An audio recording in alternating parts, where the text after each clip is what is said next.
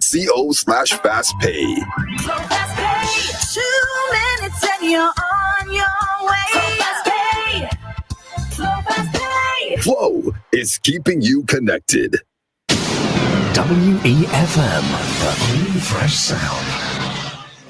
WhatsApp us or call us at 457-9997. Activated Mornings on WEFM 99.9 is on now. Explicit, boy.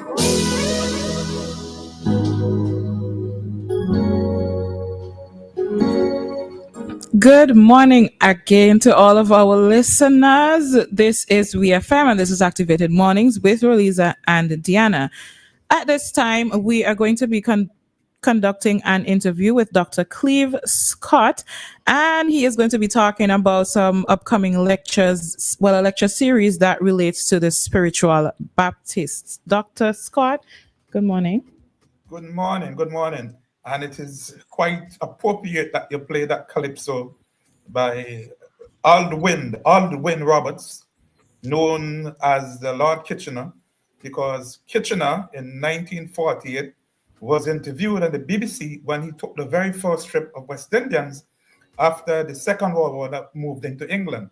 And he sang the famous London is the place for me. And 7 years later, Kitchener, having been in England and experiencing hard time, sang Sweet Jamaica. Jamaica was a metaphor for the West Indies. So it's indeed a pleasure to be here and continue to play the vintage music, because there's a lot of history and heritage mixed up in this vintage music. All right. Thank you for that. All right. So as we're talking about vintage and things of importance, we have this upcoming lecture series on the spiritual Baptists. I noticed that we've opened many discussions. We've had some in the past where you were also a panelist, and now we have some more lecture series coming up. So can you give us some information on those, please? Yes.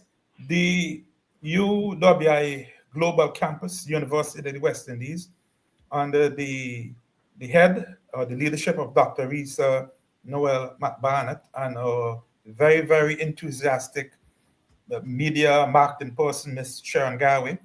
They have pulled together 3 lectures that is going to take place in March, one in April, and one in May. The very first one is on the 6th of March at the Calder Primary School. 6th of March at Calder Primary School is in the evening after work. And this one is going to be presented by Dr. Michael Gary Denny, who the people in Bottom Tongue know as Grubby. And Dr. Denny is going to be speaking about mourning. Again, calypso, some persons would remember that very famous calypso by Sunblaze about the spiritual Baptist. So Dr. Denny is going to invoke all of these kinds of popular oral traditions, of these memories, these stories, and personal experiences, because he's advised me that his mother is a spiritual Baptist, and she went in the morning ground several times, and he had to live in the house while she was undergoing that. So he has first-hand experience of what it means for a person to go on the morning ground. That's interesting. I've only heard of the morning ground. I have no idea what it's all about. So I most definitely will be listening to that. Yeah, right. You're going to say something, Dr. Scott? No, I was just surprised that Rosella never saying that she doesn't go about the morning ground. But don't worry, Rosella, very soon. You never know, you might have to go on your knees as well. Yeah. All right, and I know that the next lecture is on the 2nd of April, so maybe you could tell us more about that one. Yeah, that's going to be presented by Dr. Adrian Fraser, who is the Dean of our history, Cove Historians. He's the most senior. He is the retired head of the now called the Global Campus. He would be presenting, particularly looking at the work of George McIntosh to secure the liberation of the spiritual Baptists. There was a ban since 1912, and from the 1930s onwards until around 51, when the restrictions were removed. And of course, all of this is in celebration of the decision by the current government to declare a holiday in honor of the spiritual Baptists. because many persons perhaps don't know that the spiritual Baptists or the Shakers or the penitents, that religion was founded right here in St. Vincent and the Grenadines around 1846 thereabout. So by the 1850s, we know for sure that the religion had spread throughout the length and breadth of St. Vincent and the Grenadines, and it was taken to Trinidad by Vincentians who would go to Trinidad. Intermittently, they would go to work and return, and eventually religion took ground in Trinidad, in Grenada, and elsewhere, and of course globally in the late 20th century and 21st century. Okay. All right. And then on the 8th of May, there is another lecture. So tell us more on that one as well. Yeah, this lecture is going to be at the Rose Hall Community Center. I am going to present it. And I told you about Sunblaze and I told you about Kitchener. So you must expect I'll be talking something around music. I was speaking about the musical traditions of the region and the impact or the influence of the spiritual Baptists. Almost, sorry, WhatsApp call is coming on my computer. No, technology is good and bad, right? Yes. So yeah, I will speak about the influence of the spiritual Baptists on the musical traditions of the region. I'll be paying particular attention to the works of Fireman Hooper, of Cornelius Poser Williams, and other artists across the Caribbean to show how their music contain what we would call musical motifs or musical elements that we can trace to the spiritual Baptists. This lecture is going to be chaired by a very outstanding historian who has written a book about the spiritual Baptists. That is Dr. Claudius Fergus, who is from Trinidad and Tobago, but he's married to a Vincentian, and he spends a lot of his time these days in North Leeward here. And it's going to be hosted by the Rose Hall drummers, and they're going to make sure the people in Rose Hall come out to the community center. That's on May 8th during the carnival season. So it's very symbolic lecture. Are there any fees attached to these lectures, or you can just come, sit, and listen? Yeah, I know what I'm saying will have tremendous value, but no, it's all free, As I heard in an advertisement somewhere, all you have to do is pay attention. You don't have to pay attention. You come up and enjoy, and we certainly would have refreshments for you if you come. Give you a good drink to make sure that you could be well before you get back home. And we will have entertainment in between. We'll have some singing and dancing and drumming and that kind of thing. So we'll have a good time. Mm-hmm. All right. So I note that all the times for the interviews, for the lectures on the 6th of March, the 3rd of April, and the 8th of May, they're all Thursdays, by the way, and they start at 7 p.m. All right. In case persons were wondering what time they start. What I can also appreciate is that they are so one is centralized and two others are decentralized, right? One of the first lectures taking place in Calder, and the last one at in Rose Hall, right? What I'm curious about, in case of persons who want to be able to, let's say, go to Calder or go to Rose Hall, if transportation, that's what my point is coming down to, it's transportation, right? If there is an indication of persons wanting to go to them, who can they reach out to and maybe have transportation organized so that they go as a collective instead? For more information, you can contact the UWI Global Campus. Unfortunately, I don't know the number in my head now, but thank God now we have Google. Mm-hmm. you can Google the UWI Global Campus, or you could Google me. Or, of course, I'm certain you could contact WEFM, and WEFM can reach out to us. But these lectures will also be broadcast on the UWI TV, and it's on across the world on both platforms, the digital platform and the Flow platform. So if you go to your channel listing, and they will be on YouTube and on Facebook. But as you mentioned, we are going to the community. So in Carla, primarily, we would really like to get the people in Carla and the neighboring areas to come out. And similarly in Rosal, we would like Rosal and the neighboring areas to come out. That's why we have brought the university to you. We didn't want to insist that people from Rosal must come to Kingston to hear about the influence of Rosal. Of course, as I mentioned, Posa Williams, Cornelius Posa Williams, I was going to say the long names, but I wouldn't remember them. Fireman Hooper, we could call him. Undefeated. And so that's why we are going to the communities, because we want to emphasize.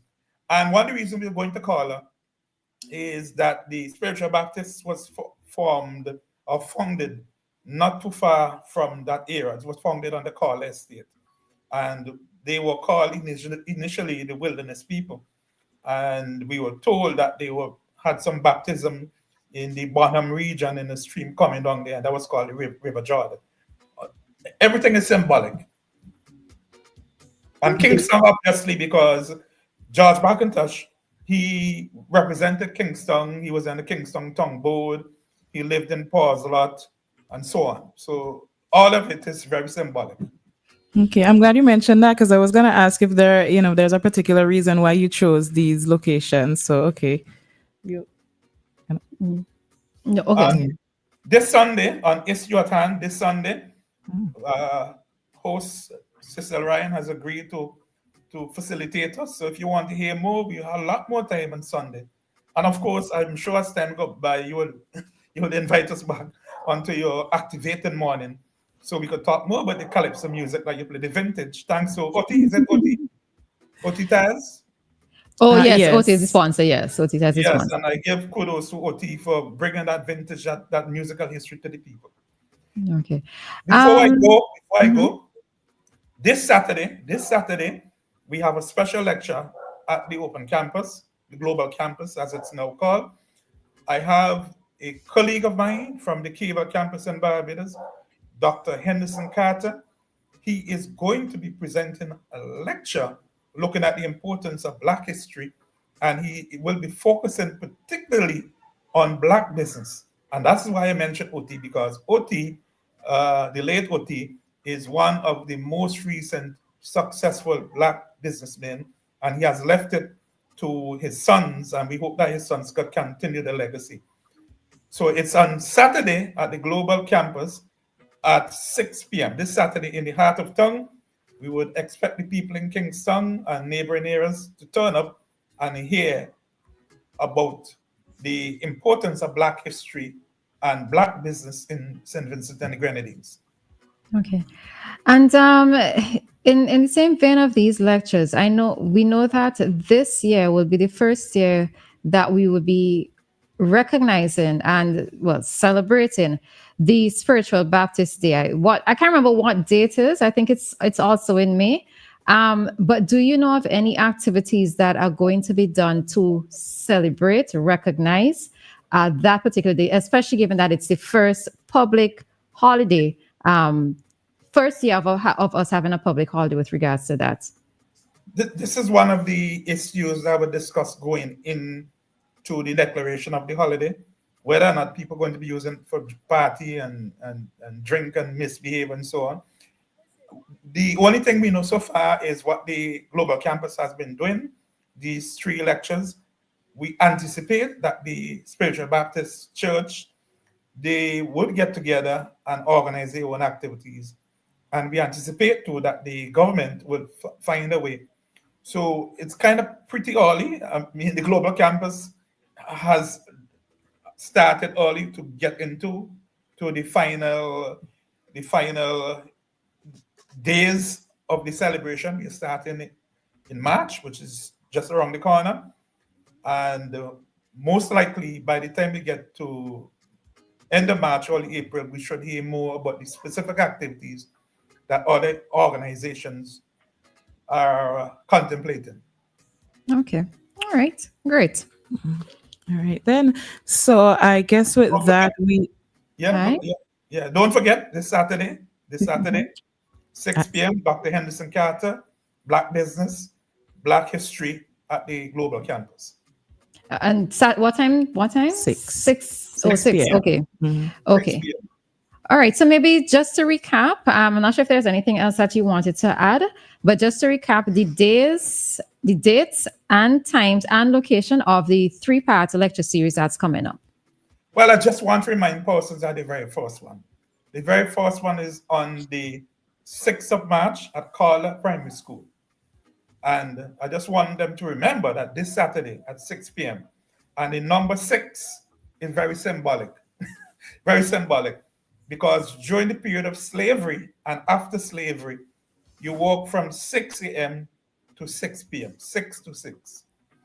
There was a woman, I believe you this, there was a woman on one of the estates in the North Windward area, and she refused to work after 6. And they took her and found her guilty for not wanting to work late.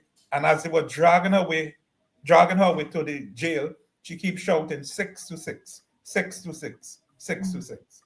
So 6th of March at Carl Primary School, and 6 p.m. this Saturday at the UWI Global Campus. Dr. Henderson Carter on the Black business and the importance of Black History Month.